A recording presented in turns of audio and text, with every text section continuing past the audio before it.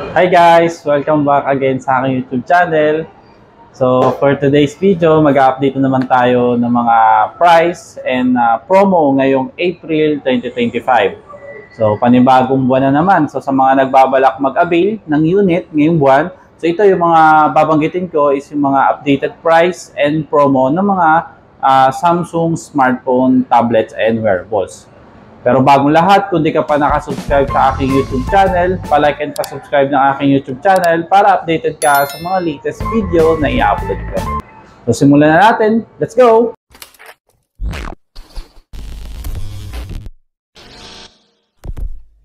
Guys, sa bago sa aking YouTube channel, so babanggitin ko lang ulit. So yung mga Samsung, model ni Samsung is may kanya-kanyang pagkakasunod-sunod. Depende sa price range na gusto mo. So, meron tayong ultra flagship. So, yun yung pinakamahal. Yun yung mga Z series like Z Fold 6 and mga Z Flip 6. So, yun yung pinakamahal natin kay Samsung.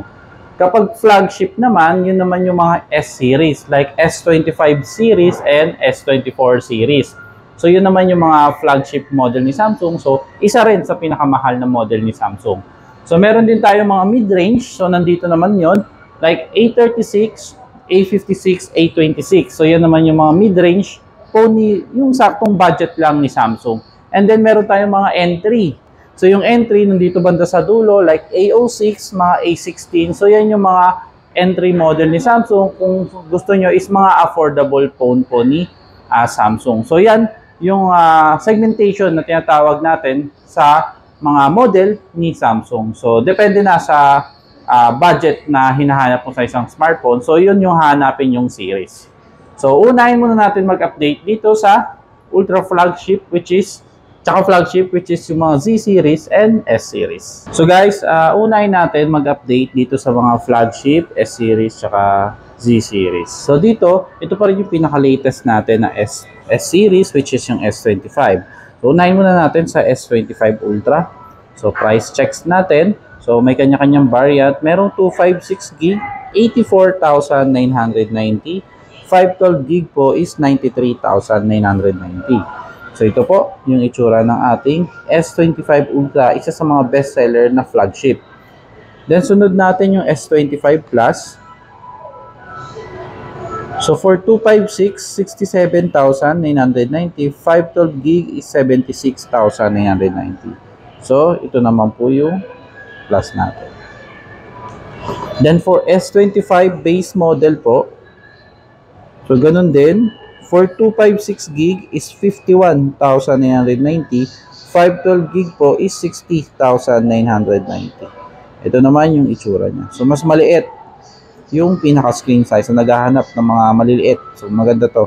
Ito na yung pinakamaliit na smartphone ni Samsung. So yan. Then itong Ultra. So, sa promo ng ating S25 series ngayong April, so, isa na lang yung bank na pwede sa kanya. So, meron siyang less 5% sa Union Bank.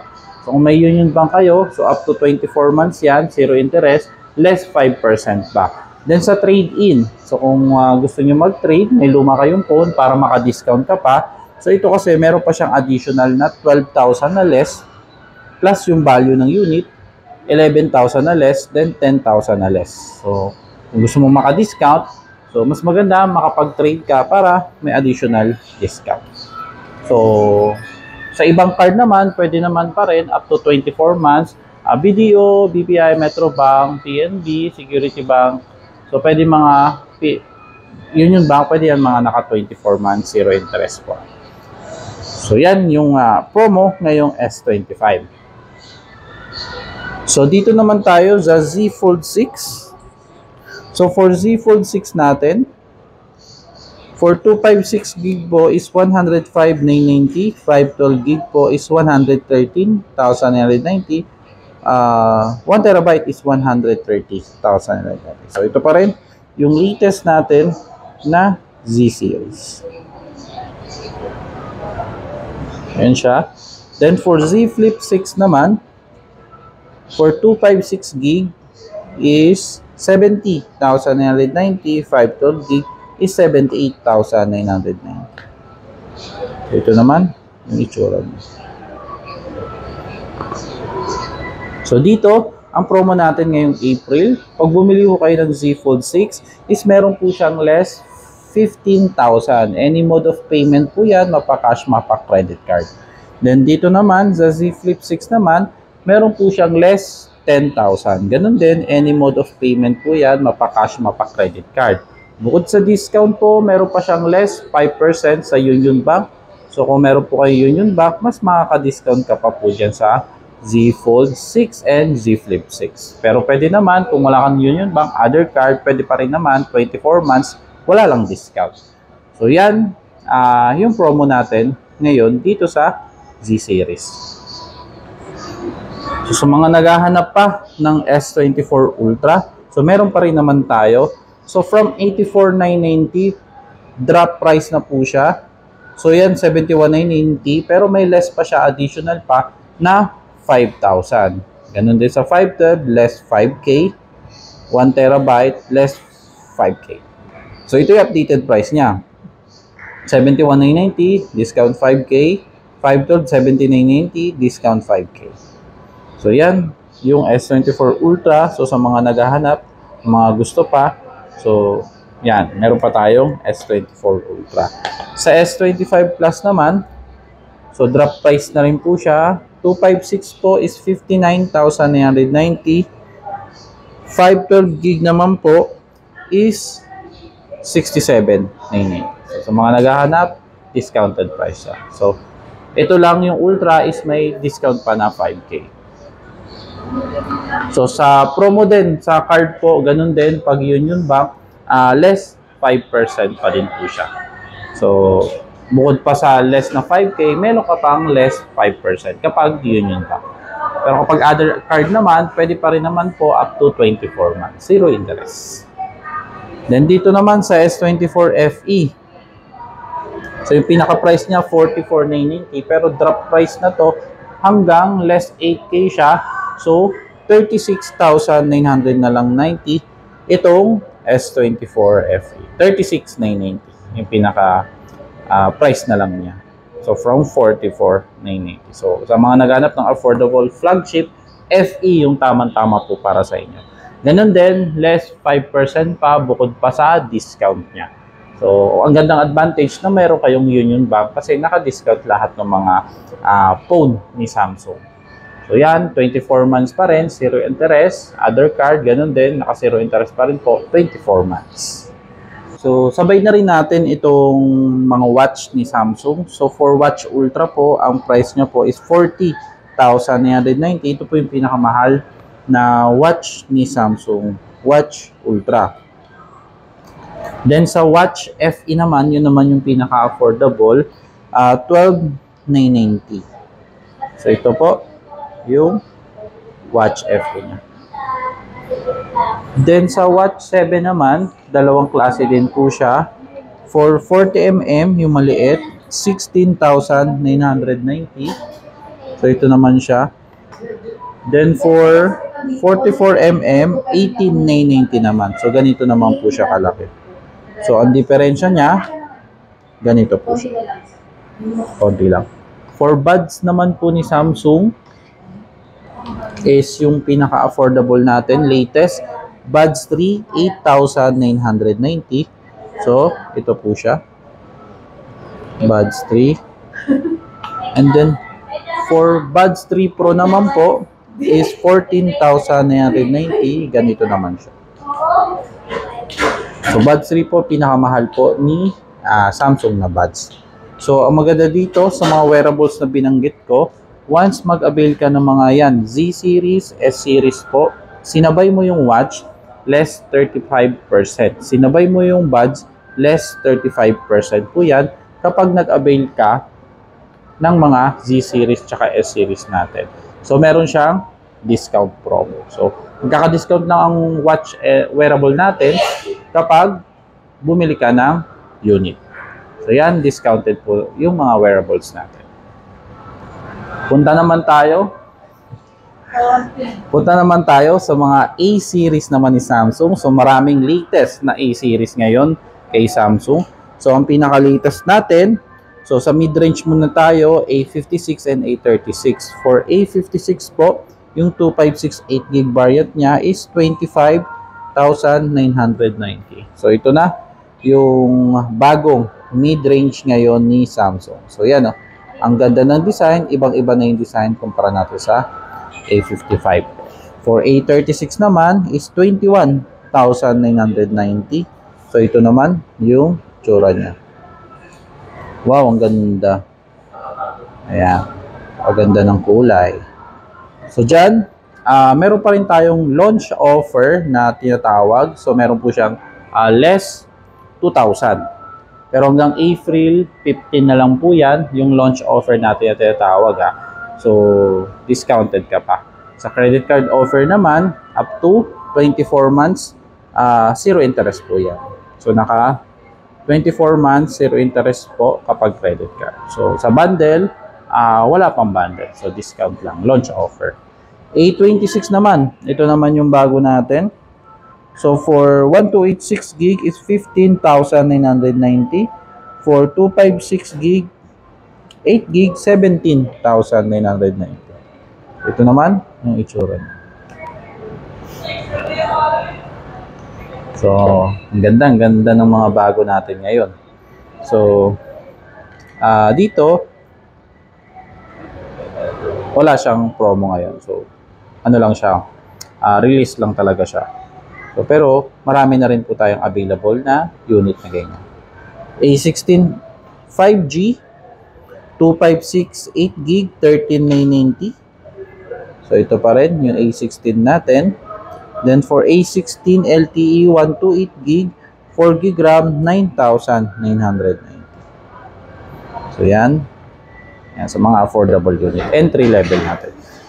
So dito pala A16 5G A26 meron pala siyang free na adapter. Pero depende yung depende yung adapter sa store na bibilhan nyo. So tanungin niyo na kung meron siyang free. Kung wala kasi minsan hindi na nakapagbigay kasi until supply last. Then for AO6 5G, bago din to ng AO6 which is naka 5G na, nasa 8,490. So ito po yung itsura niya.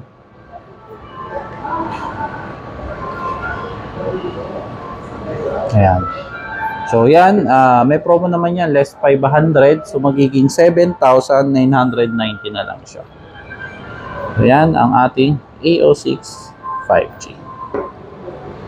So, meron din yung pinakamababa pa, which is yung LTE AO6. So, for 64 gig, 4 gig RAM nun is 5,790. For 128 gig nun, 4 gig RAM is 6,790. So, yun yung talagang pinaka-affordable, yung LTE nga na. Ito kasi yung kasunod niya, yung 5G. So, yun yung mga updated price na mga smartphone ni Samsung. So, dito naman tayo sa mga tablet ni Samsung. So, ito pa rin yung ating affordable tablet ni Samsung, which is Tab A9. So, dalawang variant din po siya, Wi-Fi and 5G. So, for Wi-Fi natin, is 8,990. For 5G naman natin is 10,990. So, ganito kalaki po siya yung tablet. So, naghahanap ng pambata, pwede na to. So, dito may promo naman siya, less 1,000 once na mag-avail ka ngayong April. So, discounted po siya ng 1,000 pa. Then, sunod naman natin tong sa credit card pala, pwede na po wala yan, 12 months, zero interest. So, sa Tab A9 Plus naman, ganun din, 10.9 o 11 inch yung pinaka-size niya. So, yan yung diferensya niya. So, for Wi-Fi is 14,990. For 5G naman is 18,990. So, naka 128 gig to, 8 gig RAM. So, dito naman, ganun din, naka less, 1,000 pa rin po siya, discounted ng 1K. So, sa credit card din, naka 12 months, zero interest. So, punta naman tayo sa Tab S9 FE. So, ganun din, for Wi-Fi is 26,990. For 5G, 31,990. So, ito po yung itsura niya. So, nasa 10.9 siya. Ayan. So, ito maganda to with S Pen po siya. So yan po, once mag-avail ka, meron po siyang less na 2,000. Any mode of payment yan. Pwede na to up to 24 months, zero interest. Dito sa Tab S9 FE. Gusto mo naman, mas malaking version niya, Tab S9 FE Plus. Meron na lang kami 5G, so 39,990 less 2,000 siya. So ganun din, pwede rin siya sa 24 months, zero interest. So mas malaki nito, nasa 12.4 yung screen size. Guys, punta naman tayo sa flagship na tablet ni Samsung, S10 Plus tsaka Ultra. So sa S10 Plus po, ang Wi-Fi po nito is nasa 68,990. For 5G niya is 76,990. For S10 Ultra naman, 5G variant lang siya, 92,990. So yung size po nito is nasa 12.4. So kasama na keyboard tsaka S Pen yan. Yan yung pinaka-free niya inside the box.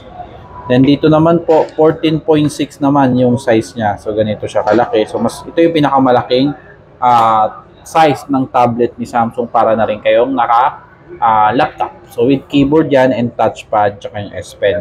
So dito ang promo niyan, once mag-avail ka, meron po siyang less na 7,000. So discounted siya ng 7K.